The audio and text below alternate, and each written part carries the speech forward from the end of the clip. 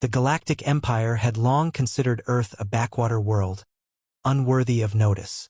Its vast armada stretched across countless solar systems, enforcing order with an iron fist, subjugating lesser civilizations that dared to resist. When Earth was first discovered, the Imperial High Council had dismissed it as primitive, a planet still clinging to the fragile notion of independence. There was no urgent need to conquer it until now. Alara Vasquez had not set out to be a symbol of defiance. She was an astrophysicist, a woman of science, and soon to be a mother. The war that loomed just beyond the stars was nothing more than a distant shadow to her, an unspoken dread lurking beneath humanity's cautious diplomacy. She had believed Earth would be given time to negotiate, to find its place within the Empire's rigid hierarchy. That illusion shattered when the first Imperial ship descended upon the capital. The invasion was not announced with planetary bombardments or the overwhelming force of their armada. No, the Empire's first act of dominance was cold, calculated precision. They had come not to conquer but to instill fear. A single strike, a single lesson delivered not to a military target but to a civilian, a message meant for all of humanity. And Alara Vasquez, heavy with child, had been chosen. The stormtroopers moved through the city with eerie silence, their white armor gleaming beneath the artificial glow of hovering sentinels. The people of Earth had been told this was a diplomatic exercise, that the Empire's envoys had arrived to discuss humanity's future within their order. But when they came for Alara, dragging her from the steps of the university where she worked, the truth became clear. She fought, her voice hoarse with rage, but they were relentless. Her colleagues, stunned and frozen with terror, could do nothing as the soldiers forced her into a transport ship. Someone screamed, someone else ran, but no one stopped them. Alara's last sight of Earth was the faces of those who had once called her a friend, now powerless against the might of an empire that saw them as nothing more than insects beneath its boot. They took her to the Imperial Citadel, a fortress that hovered above the planet like a predatory beast. The chamber in which she was held was cold, sterile. The walls pulsed with an unnatural blue glow, and the air carried the faint scent of something metallic and wrong. A figure stood before her, draped in obsidian robes, his presence more suffocating than the restraints that bound her wrists. Grand Moff Kirith studied her with the dispassionate curiosity of a scientist observing a failed experiment. "You should feel honored," he said, his voice like oil on water. "Your suffering will serve a purpose greater than yourself."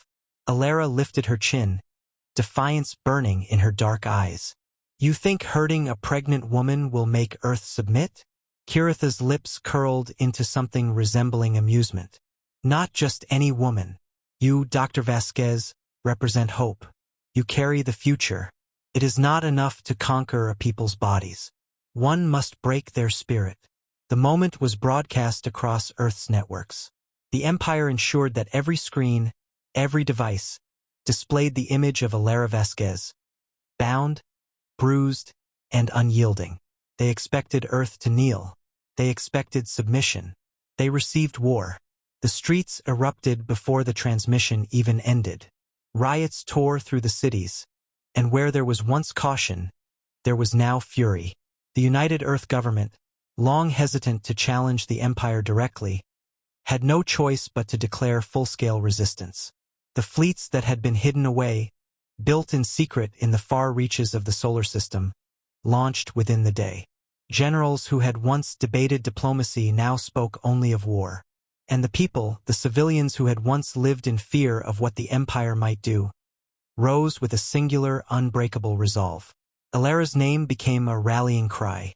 She was no longer just a scientist, no longer just a victim of the Empire's cruelty. She was the face of defiance, the mother of resistance. And humanity was coming for her. The silence of space had never felt so heavy. Commander Elias Grayson stood at the bridge of the UES Retribution, Earth's first true warship capable of deep space combat, and watched as the fleet assembled. The sleek, reinforced hulls of the newly unveiled battlecruisers glowed against the backdrop of the void, a testament to the engineering marvels humanity had accomplished in secrecy. The Empire had underestimated them, believing Earth was nothing more than an insignificant rock teetering on the edge of oblivion. Now, the time had come to prove them wrong. "Fleet status?" Elias asked, his voice calm despite the storm within him. "Final checks complete," replied Lieutenant Mara Solis, her fingers flying over the holographic console before her. "All ships reporting readiness. We're awaiting your orders." Elias exhaled slowly. He had fought wars before, but never against an enemy so vast, so merciless. The moment they launched their first strike, there would be no turning back. Yet, hesitation was a luxury Earth could no longer afford. The Empire had drawn first blood, and humanity would answer in kind. "Begin the assault." The fleet surged forward, engines burning white-hot as they left the safety of Earth's orbit. The Retribution led the charge, flanked by squadrons of smaller attack vessels designed for speed and precision. Their target was Velos 9, an Imperial stronghold on the Outer Rim, a station that served as a command hub for operations within the Sol system. If Earth was to have any chance of sustaining this war, they needed a foothold, an outpost from which they could strike deeper into the Empire's dominion. The Imperial forces stationed at Velos 9 had not expected an attack so soon. As Earth's fleet emerged from the darkness, alarms blared through the station's corridors. Stormtroopers scrambled to their battle stations, officers barked orders, and defense turrets rotated into position. But it was already too late. The first volley of plasma torpedoes slammed into the station's outer hull, sending shockwaves rippling through the structure. Explosions bloomed like fireflowers in the vacuum of space, and within seconds, the once imposing fortress became a battlefield. Retribution's rail cannons unleashed a barrage of hypervelocity slugs, punching through armor plating as if it were paper. Fighters danced between capital ships, weaving through enemy fire, while Earth's soldiers prepared for the inevitable ground assault. "Breaching teams, go," Elias ordered. Dropships launched from the fleet, cutting through the chaos as they raced toward the station's docking bay. Inside one of them, Captain Darius Cole checked his rifle, his heartbeat steady despite the raging inferno outside. His squad of hardened Marines, veterans of countless skirmishes, awaited his command. "Remember what we're fighting for," Darius said, his voice steel. "For Earth, for Alara, for every life the Empire has taken." The ramp dropped, and they stormed the station. Blaster fire erupted in all directions. The corridors of Velos 9 became a war zone, filled with the screams of the dying and the acrid scent of scorched metal. Darius moved like a specter, his shots precise, his movements fluid. The enemy was disciplined, well-trained, but they were not prepared for the sheer ferocity of humanity's wrath. Through the chaos, the station's command center loomed ahead. That was their objective. If they could seize control, they could turn the Empire's own infrastructure against them. As Darius' squad pushed forward, Alara Vasquez fought her own battle. She was still a prisoner aboard the Imperial Citadel, but she was far from helpless. The guards thought her weak, thought her incapable of resistance. They had underestimated the fire that burned within her. With every moment, she gathered information, memorized patrol routes, whispered messages to the other captives. The Empire had stolen her freedom, but they would not steal her will. When the time came, she would be ready. Back on Velos 9, Darius and his team reached the command center, their arrival heralded by a thunderous explosion as they blasted through the reinforced doors. The officers inside barely had time to react before they were subdued. Screens flickered, alarms wailed, and within moments, control of the station shifted to humanity's hands. "Sir, we've got something," one of the technicians called out. "A transmission from the Imperial Citadel. It's Alara." Darius' breath caught. "Put it through." The screen crackled before stabilizing, revealing Alara's face. She looked exhausted but unbroken, her eyes burning with determination. "Captain Cole," she said, her voice steady despite the circumstances. "I don't have much time. They're moving me. They know what's happening." "Where are they taking you?" Darius demanded.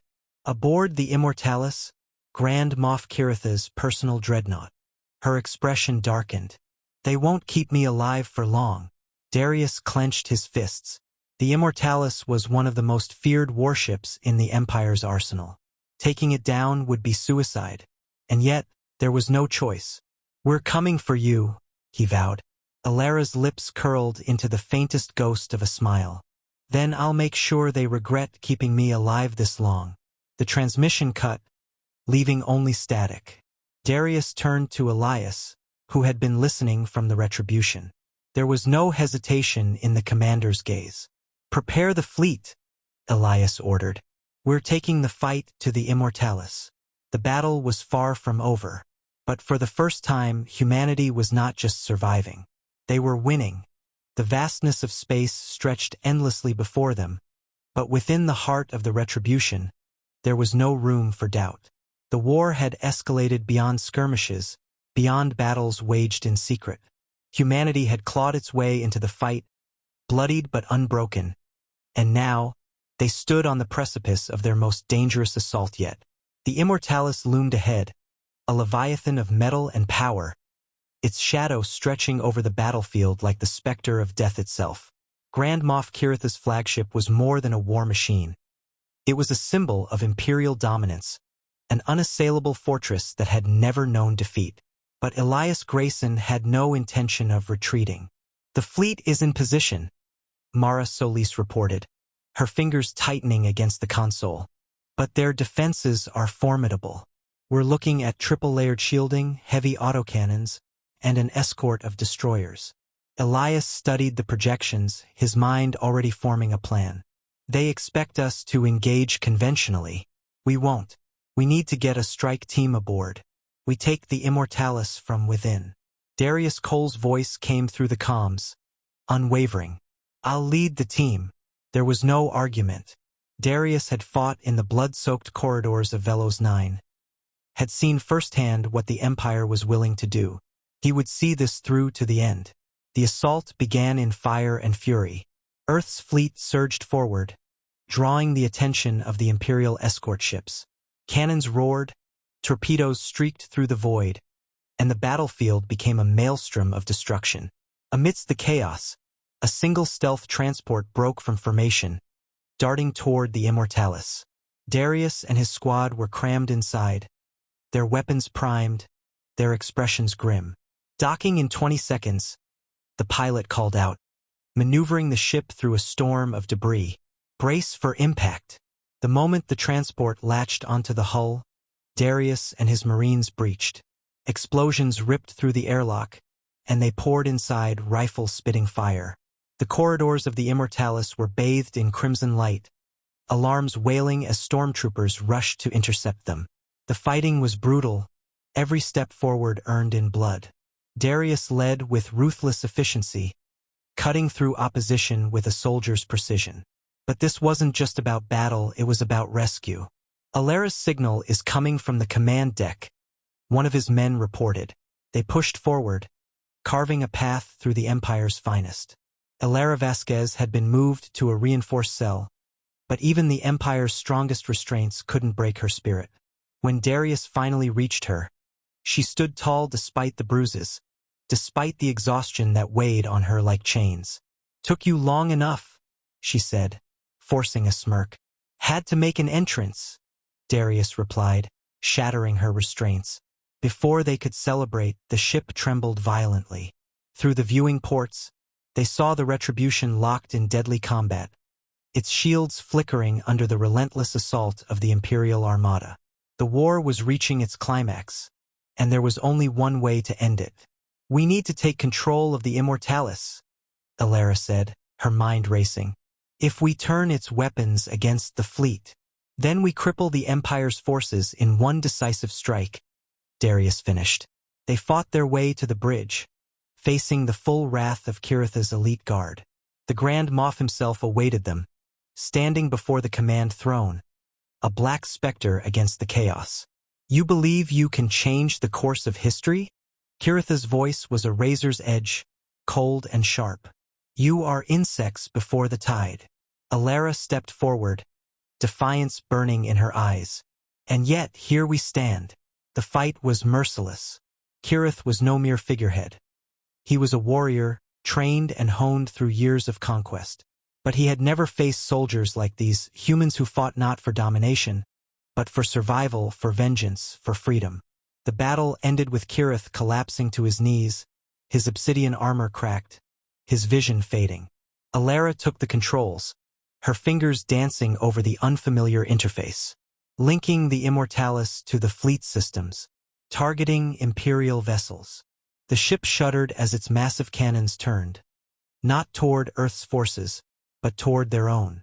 The Empire's fleet faltered, confusion rippling through their ranks as their mightiest warship betrayed them. Outside, Elias seized the moment. All units, press the attack. The tide turned in an instant. The Empire, so certain of its invincibility, watched as its armada burned. The Immortalis, now in human hands, delivered the killing blow, shattering the last remnants of resistance. The war was over. In the aftermath, as the smoke cleared and the dead were mourned, Alara stood on the bridge of the Retribution, gazing at the stars. She had been a prisoner, a symbol of oppression. Now she was something more, a mother, a leader, a survivor. Elias approached, his expression weary yet triumphant. The Empire won't recover from this. Their reign ends today. Darius stood beside Alara, his hand resting protectively on her shoulder. And what comes next? She exhaled, placing a hand over her stomach. We rebuild. We ensure no one else suffers what we have. Earth had been underestimated, pressed, attacked. Now it would rise. The silence after war was always the loudest. The wreckage of the Empire's fleet drifted across the void, broken remnants of what was once the most feared military force in the galaxy. Earth had won.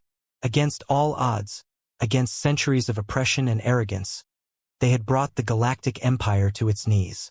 But victory was a fragile thing, and the burden of what came next weighed heavily on those who had fought to achieve it. Alara Vasquez stood on the bridge of the Immortalis, staring at the charred remains of the battle. The once imposing dreadnought was now a symbol of Earth's defiance. Its control wrested from the hands of tyrants. The cost of that victory, however, was carved into every face she saw. Soldiers who had lost friends, captains who had watched their ships burn, survivors who had nothing left to return to but a world scarred by war. Darius Cole entered the bridge, his armor still smeared with battle grime. His steps were heavy, but his eyes remained sharp. The fleet's regrouping. Elias is holding a war council aboard the Retribution. They need you there. Alara exhaled, running a hand through her dark hair. She had been a prisoner days ago, a scientist caught in a war she had never asked for. Now she was something else entirely, an icon, a leader, whether she wanted to be or not. I'll be there, she said. The war room aboard the Retribution was tense, filled with commanders and strategists who had survived the impossible. Elias Grayson stood at the head of the table, his uniform still torn from battle, but his presence as commanding as ever. The Empire isn't dead, he began, his voice cutting through the low murmurs. We struck a killing blow, but their forces are still out there. Loyalists, remnants, planets that won't accept Earth's leadership just because we won a battle. A young officer, barely out of her training years, spoke up. We have the Immortalis now. Doesn't that make us the strongest force in the sector? Elias shook his head.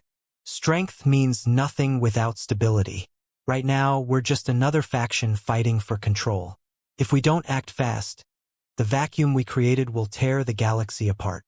Alara folded her arms. So what's our move? Darius leaned forward. The Empire's seat of power was never just its fleet. It was its control over the core worlds. If we want this war to mean something, we have to take the capital.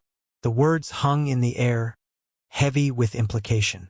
The galactic core was a fortress, a cluster of worlds that had never known war, protected by layers of defenses that had stood for centuries. Taking it would mean Earth wasn't just fighting for survival anymore. It would mean replacing the Empire. Mara Solis, who had been silent until now, spoke softly. Are we ready for that? No one answered immediately. The weight of what they had done, what they were about to do, was too immense. But Alara knew hesitation had no place here. We didn't come this far just to survive, she said. We came to make sure no one else suffers like we did. If that means taking the fight to the core, then we finish what we started." Elias gave a slow nod. "Then we prepare for the final battle."